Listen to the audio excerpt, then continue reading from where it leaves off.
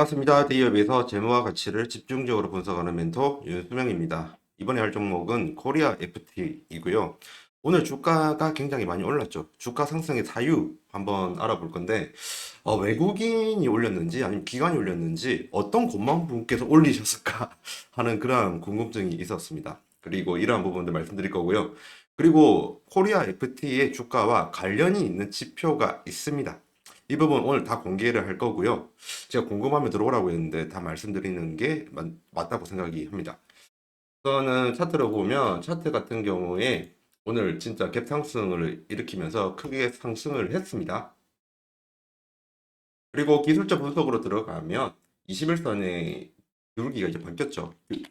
그리고 61선도 지금 현재 뚫은 상태에서 121선까지 뚫었습니다. 그 정도로 좋은 흐름이다. 기술적 분석으로는 그렇게 말씀을 드리고 싶고요. 하지만 안 좋은 거는 있어요. 안 좋은 거는 안 좋다고 말을 하는 게 저의 입장입니다. 여기 보면 오른쪽 밑에 거래량 좀 보이죠? 거래량 같은 경우에는 그렇게 크게 오지가 않았어요. 낮은 거래량에서 지금 주가가 올라간 부분이라서 약간의 불안감은 좀 있습니다. 이 부분은 참조를 부탁드리고요. 수급을 한번 보자고 하면 수급 같은 경우에 이제 답이 나왔습니다. 오늘 정말 감사한 분들은 바로 기관입니다. 오늘 당일 기관에서 348 플러스가 됐고요. 그리고 외국인도 감사하게 좀 많이 사줬죠. 하지만 그동안의 주가 상승에 힘을 밀어 넣어 주신 분들은 바로 외국인입니다. 외국인들 그동안 이제 전혀 팔지를 않고 중간중간 팔긴 팔았죠. 하지만 전체적으로 봤을 때 좋게 매수를 해줬다 이런 부분이 좀 있었습니다. 그리고 연기금 같은 경우에는 3일 연속으로 지금 매수세로 들어왔고요. 그리고 투신도 지금 5거래일 연속으로 매수세가 진행되고 있습니다. 지금 주가를 부양할 수 있는 주요 뭐라고 하죠? 단체들 같은 경우에 5군데나 지금 매수세로 들어왔다. 이 부분이 좀 인상적이다라고 말씀을 드리고 싶어요.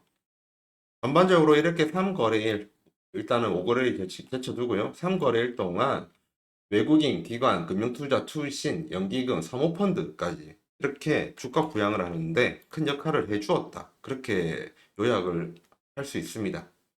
그래서 지금 3거래일 동안 갭 상승 나오고 있는 상태고 가장 중요하게 여기 봐야 되는 부분은 바로 21선의 기울기가 바뀌었다는 부분 그리고 향후 60일선이랑 21선이 부딪힐 때 골든 크로스가 나오는 기간이 얼마 남지 않았다 이런 부분들이 좀 좋은 부분인 것 같아요.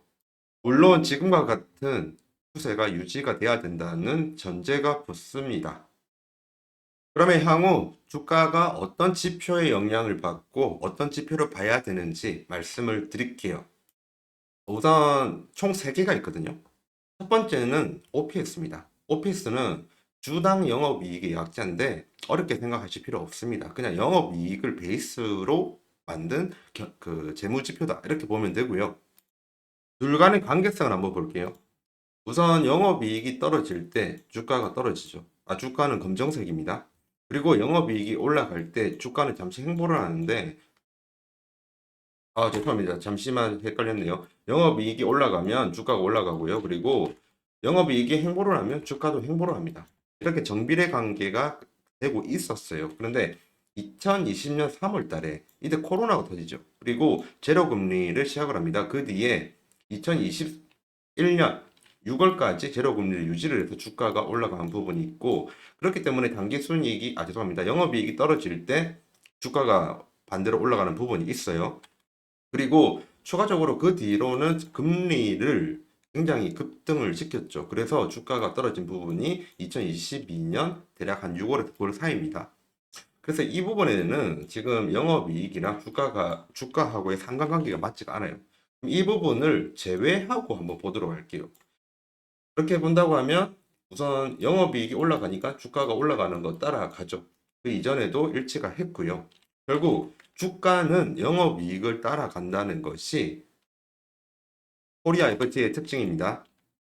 마찬가지로 단기순이익도 보도록 하겠습니다. 단기순이익도 보면 방금 영업이익 봤던 것처럼 2020년 3월부터 2022년 9월까지는 제외할게요. 외부 효과, 금리 때문에 영향을 받아서 주가가 많이 달라졌으니까요. 그럼 이 이전을 본다고 하면 그 단기 순이익이 떨어지니까 주가가 떨어집니다. 그리고 단기 순이익이 성장을 하니까 주가가 올라가죠. 그리고 단기 순이익이 횡보를 하니까 주가 역시 횡보를 합니다. 코로나 이전에도 주가는 EPS 단기 순이익을 따라갔고요. 그리고 2022년 9월달 금리 관련된 부분으로 조정을 받은 그 뒤를 보면 단기 순이익이 올라가니까 주가 역시 따라서 올라갑니다. 지금 현재 딱 요약이 됩니다. 영업이익과 당기순이익이 올라간다고 하면 코리아 FT의 주가도 올라간다. 이게 요약이 되는 거죠.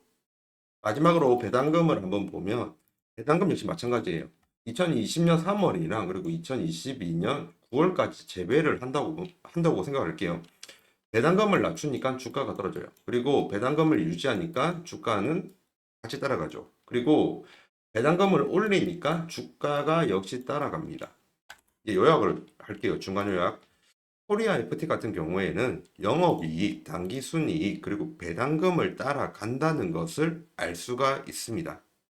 그러면 결국에는 향후의 주가 흐름을 보려면 향후의 영업이익, 그리고 향후의 당기순이익, 향후의 배당금을 볼 필요가 있다고 미리 말씀을 드릴게요. 그래서 컨센서스를 보겠습니다. 미래의 주가 흐름이 중요하니까 과거의 실적은 일단 덮어두고 우선 컨센서스 위주로 볼게요. 영업이익 측면에서 본다고 하면 올해 2024년 말 같은 경우 작년 339억보다 많은 394억이 될 것으로 예상이 됩니다. 지금 이 부분이 선반영돼서 주가가 오르는 부분이 있고요. 그리고 2025년도에 역성장하면 안 되는데 다행히 영업이익이 441억으로 예상이 되고요. 그리고 2026년도에도 471억으로 늘어날 예정입니다. 마찬가지로 당기순이익을 보면 당기순이익은 2023년도 300억, 그리고 2024년도 350억, 2025년도 380억, 마지막으로 420억 이렇게 증가가 되고요. 아까 영업이익이랑 당기순이익이 주가를 따라가는 것을 봤었죠. 그렇게 본다고 하면 이러한 흐름은 좋은 흐름이다 라고 말씀을 드리고 싶어요. 그러면 밑에 좀 내려가지고 배당을 볼게요. 배당을 보면 현금 DPS 이 부분이 배당이거든요. 배당은 2023년도 같은 경우에 120원, 올해는 작년과 유사하게 유지를 할 예정입니다. 근데 2025년도 130원으로 늘리죠. 그리고 2026년도에는 140원까지 늘립니다. 그러면 아까 주가가 배당금을 따라갔죠. 그렇게 본다고 하면 지금 전반적으로 봤었을 때 영업이익도 올라갈 것으로 예상을 하고 있고, 그리고 단기순이익도 올라갈 것으로 예상을 하고 있고요. 거기에 더해서 배당 금액까지 올려줄 것으로 예상을 하니 향후 주가 흐름이 어떻게 될지 좀 뭔가 감이 오는 부분이 있습니다. 주식에는 절대라는 말이 없기 때문에 오를 것 같다라는 말은 저는 못해요. 하지만 이런 재무 지표를 보여주고 컨센서스를 보여주면서 일치되는 이제 주파수를 여러분들에게 알려주면 이러한 부분이 도움이 될 거라고 생각을 했습니다. 지금까지 대기업에서 재무와 가치를 집중적으로 분석하는 멘토 윤수명입니다. 감사합니다.